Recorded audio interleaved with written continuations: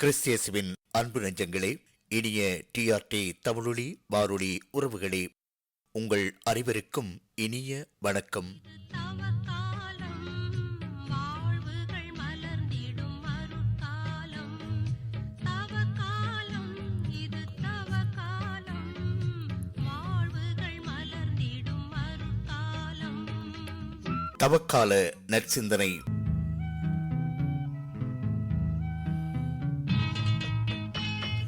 இன்றைய நிகழ்ச்சியில் இடம்பெறுவன: தவக்காலம் தரும் தெளிவு, இறை வார்த்தையோடு இணைந்த சிந்தனை மற்றும் இறைவேண்டல், சிலுவை பாதையில் சிதறிய சிந்தனைகள்.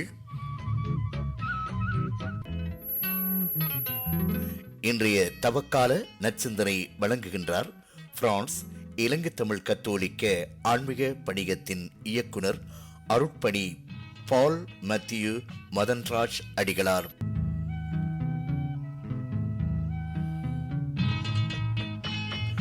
இந்த தவக்கால சிந்தனை தொடரினை பக்தியோடு கேட்டு பயணிக்க உங்கள் அனைவரையும் அன்போடு அழைக்கின்றோம்.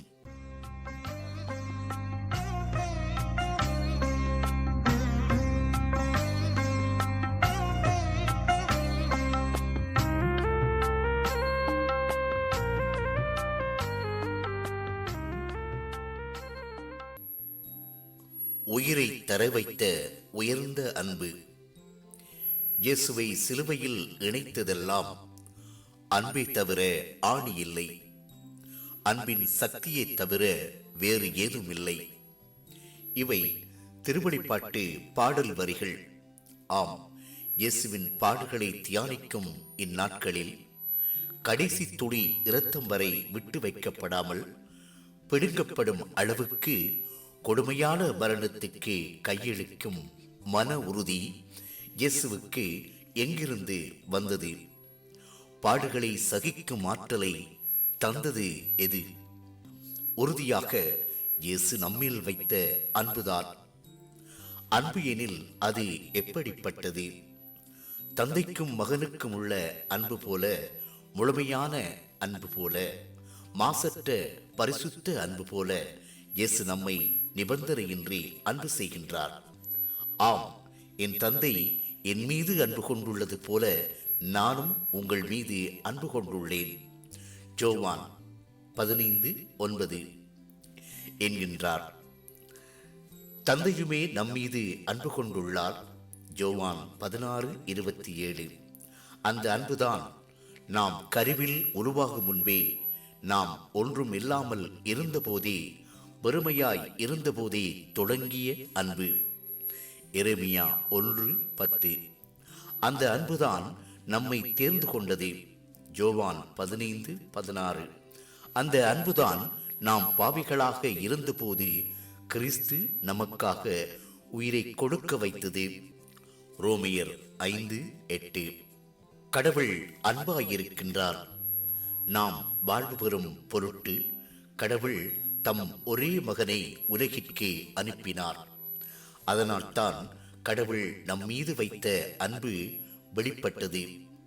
நாம் கடவுள் மீது அன்பு கொண்டுள்ளோம் என்பதில் அல்ல, மாறாக அவர் நம்மீது அன்பு கொண்டுள்ளார். தம் மகனை நம் பாவங்களுக்கு கழுவாக அனுப்பியுள்ளார் என்பதில்தான் அன்பின் தன்மை விளங்குகின்றது.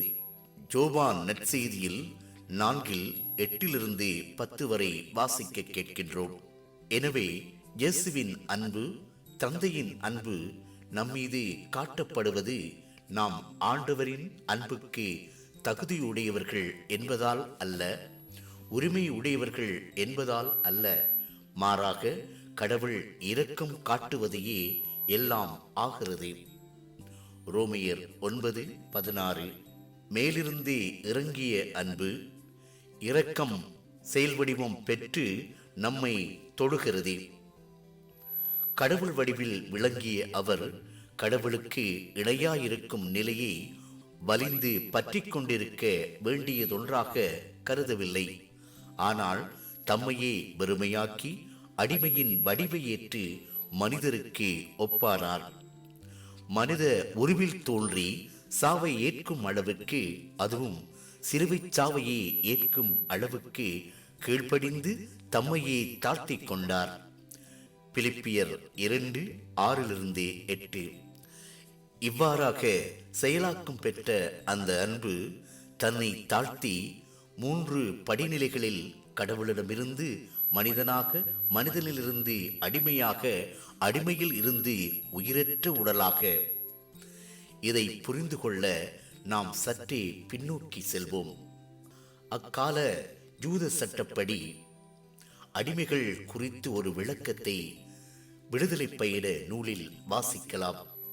விடுதலை பயணம் 21:1-6 வரை வாசித்தோமெனில், அதில் 7ஆம் ஆண்டில் அடிமைகள் விடுதலை செய்யப்பட வேண்டும். அதனால் அடிமைகள் உரிமையாளர் மேல் அன்பு வைத்து விடுதலை பெற்றுப்போக விரும்பாவிட்டால் அதற்கு அடையாளமாக அடிமையின் காதில் துளையிட்டு உரிமையாளரோடே இருக்க விட்டுவிடுவர்.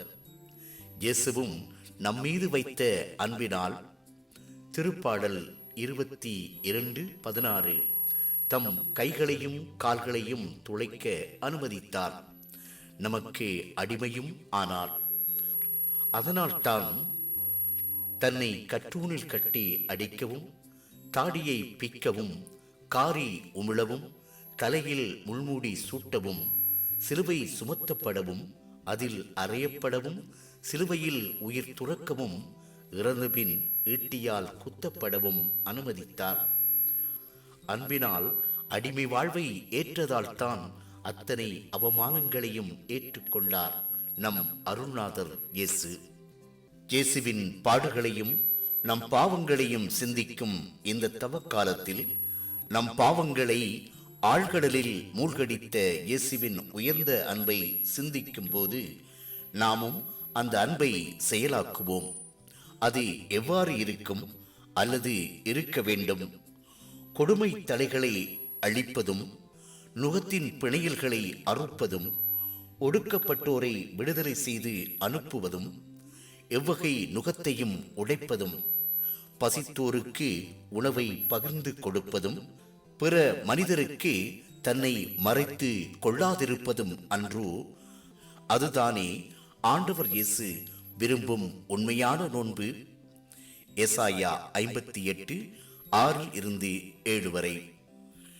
இந்த உண்மை அன்பை நமக்கு தந்த இயேசு ஆண்டவரை நமது சிந்தனைகளில் நிறுத்தி அவரோடு பயணிப்போம்.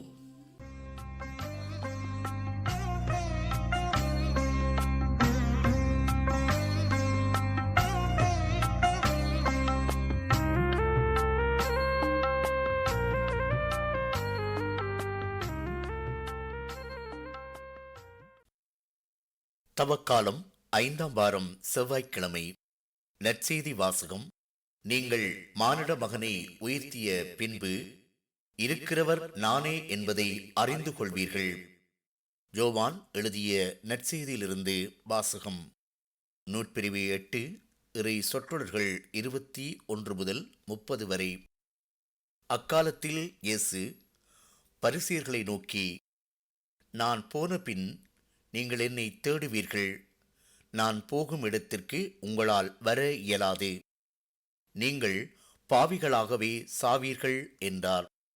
யூதர்கள் நான் போகும் இடத்திற்கு உங்களால் வர இயலாது என்று சொல்கிறாரே, ஒருவேளை தற்கொலை செய்து கொள்ள போகிறாரோ என்று பேசிக்கொண்டார்கள்.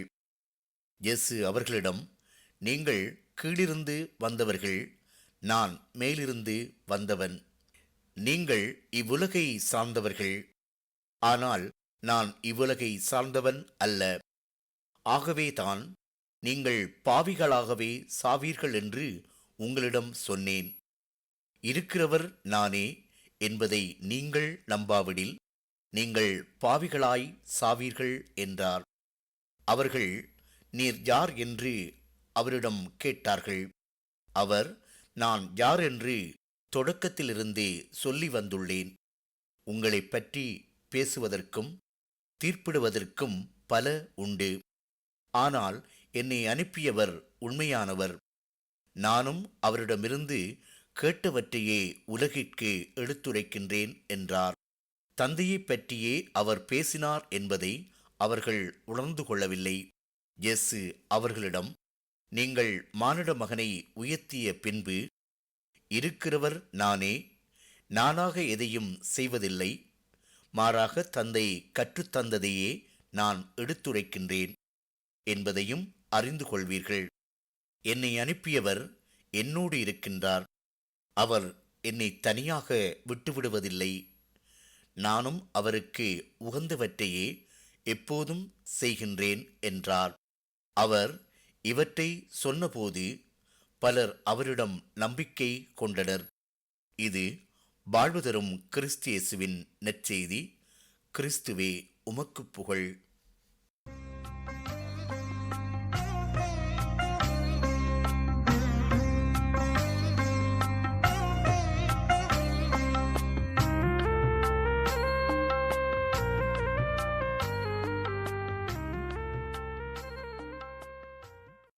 இறை இயேசுவின் பிரியமான சகோதர சகோதரிகளே, இன்றைய நாளினுடைய இறை வார்த்தை நம்பிக்கை என்ற கருப்பொருளை பற்றி எம்மோடு பேசுகின்றது.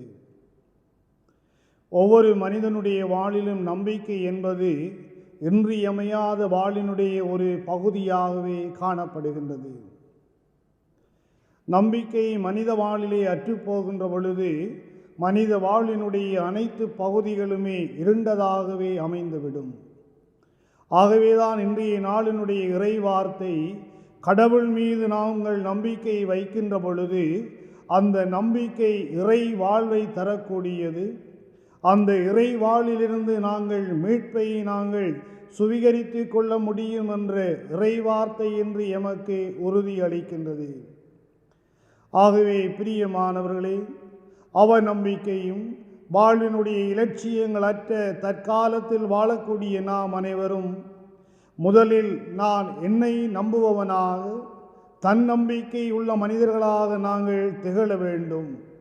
அந்த தன்னம்பிக்கையிலிருந்து நாங்கள் எம்மோடு வாழக்கூடிய சகோதர சகோதரிகள் மீது நாங்கள் நம்பிக்கை உடையவர்களாக மாற்றம் பெற முடியும். அப்பொழுது இறை நம்பிக்கையும் ஒரு அர்த்தம் பொதிந்த ஒன்றாகவே மாற்றம் பெறும். ஆகவே இன்றைய நாளினுடைய இறை வார்த்தை, நாங்கள் நம்பிக்கை உள்ள பிள்ளைகளாகவும் நம்பிக்கைக்கு உரியவர்களாக எங்களுடைய சொல்லும் செயலும் அதற்கு சாட்சியம் பகர, நம்முடைய வானிலே நாங்கள் நம்பிக்கையின் ஒளி கீற்றுக்கள் எங்களிலே இருந்து புறப்பட ஆண்டவர் இயேசு இன்றைய நாளிலே எமக்கு அழைப்புதல் விடுக்கின்றார்.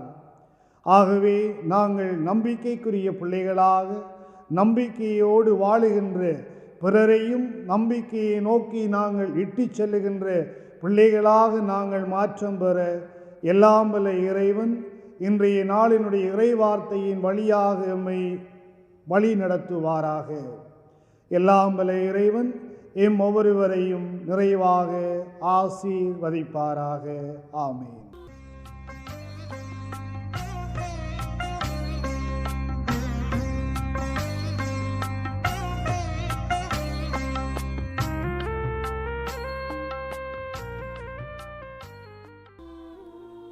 இரக்கத்தின் நாயகனே, எம் இறைவா, உமது பாடுகளை சிந்திக்கும் இந்த நாட்களில் உமது திருச்சிலுவையை உற்று நோக்குகின்றோம். சிலுவையை நோக்கிய எமது பார்வை வாழ்வின் நிதானங்களை, வாழ்வின் சுமைகளை, பலிகளை மாற்றும் என நம்புகின்றோம். இந்த உலகில் நிலவும் கொடிய கொள்ளை நோய்களை அகற்றிட உமது அருளைத் தாரும் இயேசுவே. நாங்கள் பாவிகளாக மரிக்க விடாதேயும்.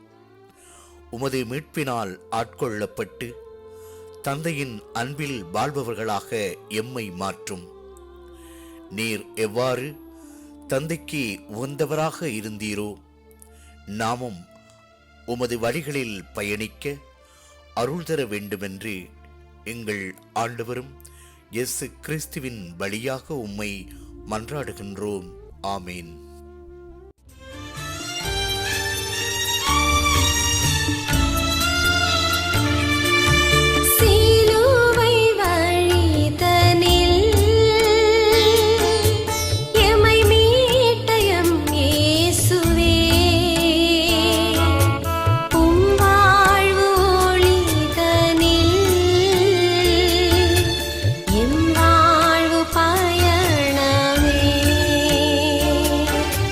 சிலுவை வழிதனில்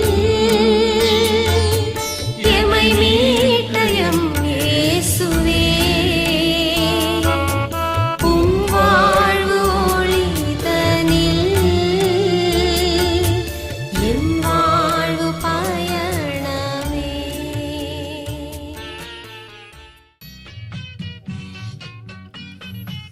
அடுத்து இடம்பெறுவது சிலுவை பாதையில் சிதறிய சிந்தனைகள். சிந்தனை வழங்குபவர் அருட்பணி ஆரோன் அடிகளார்.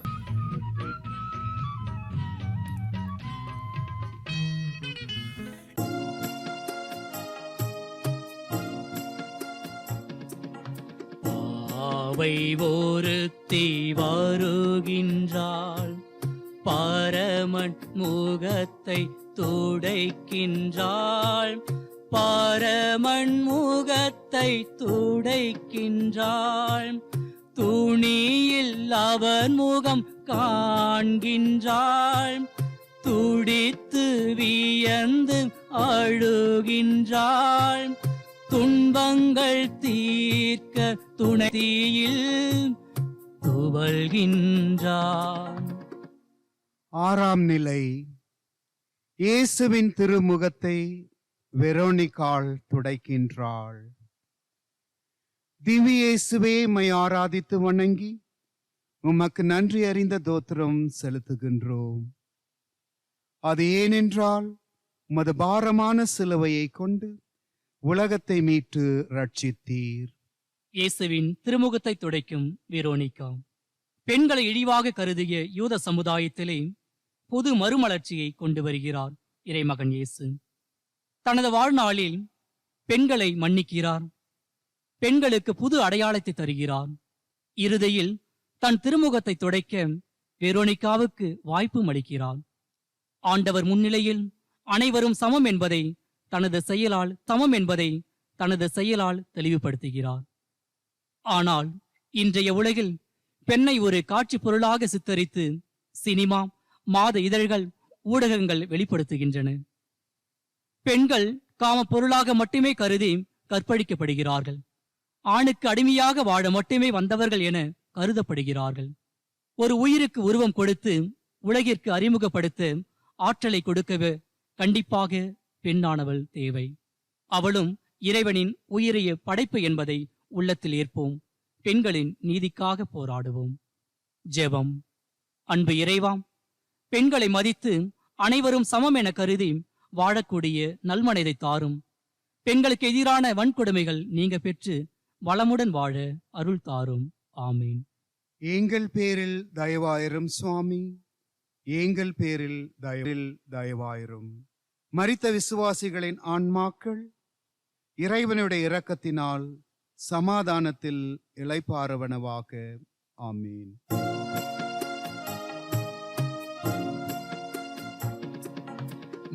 இரண்டாம் முறையும் வீழுகின்றான், வீழுந்து மீண்டும் எழுகின்றான், வீழுந்து மீண்டும் எழுகின்றான். பாவத்தில் வீழ்ந்திடும் மாந்தர்களே, பாவத்தில் மீண்டும் வீழுவீரோம். பாவமரியா செம்மறியேசு பாரினில் வந்து துடிக்கின்றார். ஏழாம் நிலை. இரண்டாம் முறையாக ஏழாம் நிலை. இரண்டாம் முறையாக கீழே விழுகிறார். திவ்ய இயேசுவே, மை ஆராதித்து வணங்கி உமக்கு நன்றி அறிந்த தோத்திரம் செலுத்துகின்றோம். அது ஏனென்றால் உமது பாரமான சிலுவையை கொண்டு உலகத்தை மீட்டு ரட்சித்தீர். வாழ்க்கையிலே வளம் கிடைக்க வேண்டுமென்றால் வெற்றியும் உண்டு, தோல்வியும் உண்டு, வளர்ச்சியும் உண்டு, தளர்ச்சியும் உண்டு. இருப்பினும் குறிக்கோளில் நிறைவடைய இறைவனின் துணையை வேண்டுவோருக்கு வெற்றி உண்டு என்று வேதனையில் விழுந்து எழுந்து போதனை செய்கிறார். இரண்டாம் முறை விழுந்த இயேசு இறை திருவுளத்தை நிறைவேற்ற தந்தையின் துணையால் வளம் கொண்டு புறப்படுகிறார். அன்பு சகோதர சகோதரிகளே, இன்றைய உலகில் தன்னலத்தோடையும் அதிகாரத்தையும் ஜாதியை மட்டும் நம்பி வாழ்வோர் பலர் உள்ளனர். கடவுளின் அருளை நம்பாமல் துன்பத்தினால், வறுமையினால், தற்கொலை முயற்சியினால் தவறான வழிகளில் செல்வோர் பலர் உள்ளனர். பணம் மட்டும் வாழ்க்கைக்கு உதவி செய்யும் என்று நம்புவோர் ஏராளம். சிந்திப்போம், நாம் எதை நம்புகிறோம்? இறை உதவியே இணையில்லாத உதவி என்பதை ஏற்று வாழ முற்படுவோம். ஜெபம். அன்பு இறைவா, உமது அருளும் துணையும் மட்டுமே உன்னத வாழ்வுக்கு வழிவகுக்கும் என்பதை உணர்ந்து வாழவும், உம்மை மட்டுமே நம்புகிற பொழுது துன்பத்தினால் தாழ்ந்து போனாலும் வீழ்ந்து போக மாட்டோம் என்று நம்பி வாழ எங்களுக்கு அருள் புரியும். ஆமீன். எங்கள் பேரில் தயவாயிரும் சுவாமி, எங்கள் பேரில் தயவாயிரும். எங்கள் பேரில் தயவாயிரும் சுவாமி, எங்கள் பேரில் தயவாயிரும். மரித்த விசுவாசல் இறைவனுடைய இரக்கத்தினால் சமாதானத்தில் இளைப்பாறுவனவாக. ஆமீன்.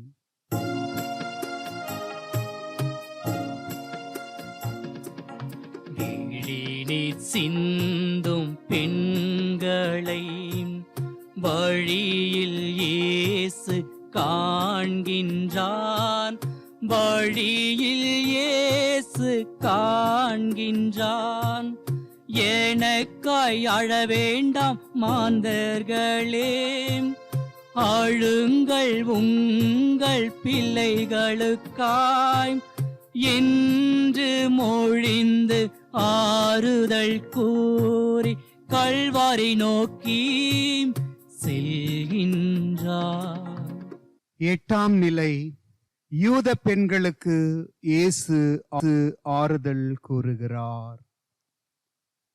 திவ்ய இயேசுவே, மை ஆராதித்து வணங்கி உமக்கு நன்றி அறிந்த தோத்திரம் செலுத்துகின்றோம்.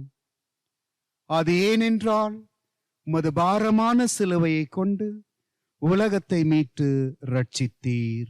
எருசலேம் பெண்களை சந்திக்கும் ஆண்டவர் இயேசு தன் பிறப்பு முதல் இறப்பு வரை பெண்களுக்கென்று ஒரு முக்கியத்துவத்தை தருகிறார். நம் ஆண்டவர் இயேசு சமாரிய பெண்ணை சாட்சியாக மாற்றுகிறார். மார்த்தா மரியாவை சந்தித்து மறுமலர்ச்சியை ஏற்படுத்துகிறார். எத்தனையோ பெண்களின் நோய்களை நீக்கி பாவத்தை போக்கி பரமனின் மீட்பில் பெண்களுக்கென்று புதிய அடையாளத்தை தருகின்றார். இறுதியாக கண்ணீரோடு நிற்கும் எருசலேம் பெண்களை சந்தித்து சாந்தப்படுத்துகிறார் நம் ஆண்டவர் இயேசு. ஆம் அன்பு சகோதர சகோதரமே, நுகர்வு கலாச்சாரம் என்ற பெயரில் பொருட்களை வாங்கி குவிக்கும் பெண்கள் பலர், தொலைக்காட்சிகள் நேரத்தை செலவழிக்கும் பெண்கள் பலர், பிடித்தால் வாழ்வது, பிடிக்கவில்லை என்றால் மற்றவரை நாடுவது என்ற நிலையில் இருக்கும் பெண்கள் பலர். அன்று எருசலேம் பெண்கள் உண்மையான மெசியாவுக்காக அழுதார்கள். இன்று சில பெண்கள் உலக ஆசைகளை நினைத்து அழுகிறார்கள். இயேசுவுக்கு நாம் கூறும் பதில் என்ன? சிந்திப்போம். ஜெபம்.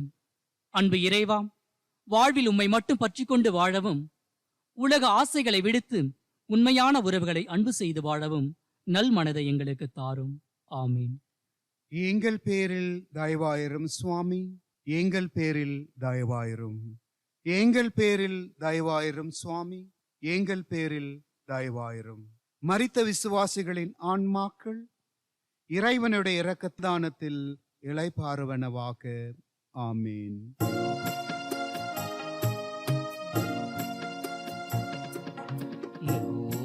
மூன்றாமுறையும் வீழுகின்றார், முகமும் கவிழ்ந்து வீழுகின்றான், முகமும் கவிழ்ந்து வீழுகின்றான். அடிமேல் அடியும் அடித்தனரே, அரக்கற் போலும் அடித்தனரே, இரக்கம் பொழிந்த என் அன்பு தேவன் இறக்கும் வரையில் துடித்தாரே. 9ஆம் நிலை. இயேசு 3ஆம் முறையாக கீழே விழுகிறார். திவ்யேசுவே உம்மை ஆராதித்து வணங்கி உமக்கு நன்றி அறிந்த தோத்திரம் செலுத்துகின்றோம். அது ஏனென்றால் உமது பாரமான சிலுவையை கொண்டு உலகத்தை மீட்டு ரட்சித்தீர். 3ஆம் முறையாக விழும் ஆண்டவர் இயேசு. அன்று இயேசு சென்ற கல்வாரி பாதையானது மலைப்பாங்கான கல்லும் முள்ளும் நிறைந்த பகுதி. இருப்பினும் பிறர் வாழ்வு பெறும் பொருட்டு பாரத்தால் கீழே விழுந்தாலும் துணிவோடு எழுந்து நடக்கிறார் நம் ஆண்டவர் இயேசு. வாழ்க்கையில் வசந்தம் பெற வேண்டுமென்றால் துன்பத்தை, தோல்வியைக் கண்டு பதற தேவையில்லை என்பதை தன் வாழ்வால் காட்ட 3ஆம் முறை விழுந்தாலும் எழுந்து நடக்கிறார் இயேசு. ஆம் அன்பு சகோதரமே, இன்று வாழ்க்கையில் ஒரு முறை தவறினால் கூட எல்லாம் முடிந்துவிட்டது என கருதி இரும் மூட நம்பிக்கையில் ஆர்வம் கொண்டு சகுனம், ஜோசியம், பில்லி சூனியம் என்று பார்த்து இறைவனையே மறுதலிக்கிறோம். சில வேளைகளில் தனக்கு ஒரு கண் போனாலும் பரவாயில்லை, அடுத்தவனுக்கு 2 கண்ணும் போய்விட வேண்டும் என்று நினைக்கிறோம். இன்றைய நாளில் நம் இயேசுவுக்கு நாம் கூறும் பதில் என்ன? சிந்திப்போம். ஜெபம். இயேசுவே, வாழ்க்கையில் என்ன நேர்ந்தாலும் உம்மீது விசுவாசம் கொண்டு வாழ வரமருளும். துன்பங்களை தாங்கிக் கொள்ள சக்தியை எங்களுக்கு தாரும். ஆமீன். எங்கள் பேரில் தயவாயிரும் சுவாமி, எங்கள் பேரில் தயவாயிரும். எங்கள் பேரில் தயவாயிரும் சுவாமி, எங்கள் பேரில் தயவாயிரும். மரித்த விசுவாசிகளின் ஆன்மாக்கள் இறைவனுடைய இரக்கத்தினால் சமாதானத்தில் இளைப்பாறுவனவாக. ஆமீன்.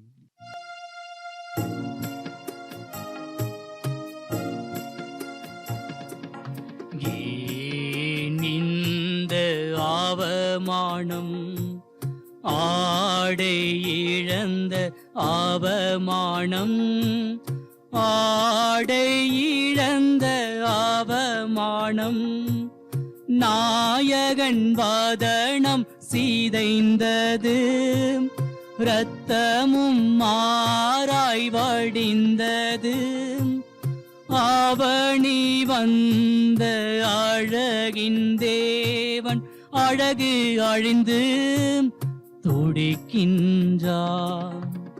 10ஆம் நிலை. இயேசுவின் ஆடைகளை களைகிறார்கள்.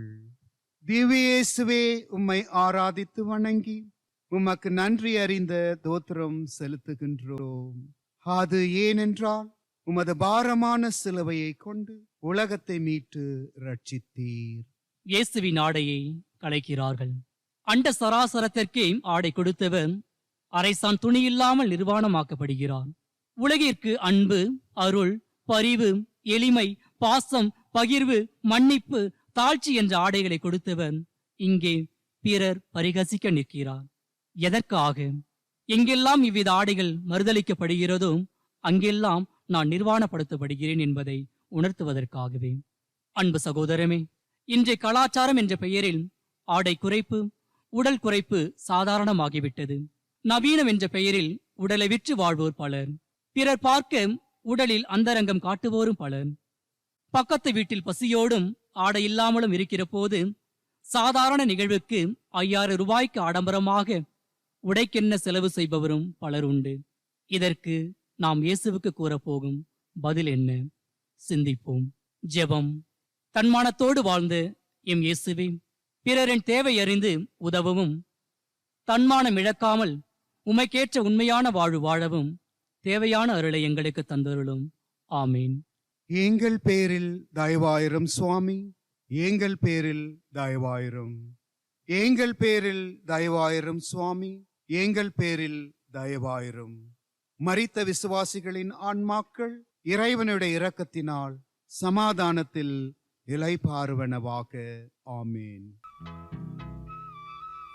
தவக்காலம் இது தவக்காலம், வாழ்வுகள் மலர்ந்திடும் அருட்காலம். தவக்காலம் இது தவக்காலம், வாழ்வுகள் மலர்ந்திடும் அருட்காலம். நேர்கள் இதுவரை தவக்கால நற்சிந்தனை கேட்டீர்கள். இன்றைய தவக்கால நற்சிந்தனை வழங்கியவர் இலங்கை தமிழ் கத்தோலிக்க ஆன்மீக பணியத்தின் இயக்குனர் அருட்பணி பால் மேத்யூ மதன்ராஜ் அடிகளார். சிலுவைப்பாதை சிந்தனை வழங்கியவர் அருட்பணி ஆரூன் அடிகளார். இவர்கள் அனைவருக்கும் எமது மனமார்ந்த நன்றிகளை தெரிவித்துக் கொண்டு எமது நிகழ்ச்சியினை TRT தமிழொலி வானொலியுடன் இணைந்து செவிமடுத்த அன்புள்ளங்கள் அனைவருக்கும் இனிய வாழ்த்துக்களையும் நன்றிகளையும் தெரிவித்துக் கொண்டு உங்களிடமிருந்து விடைபெறுகின்றோம். நன்றி, வணக்கம் அன்பு நெஞ்சங்களே.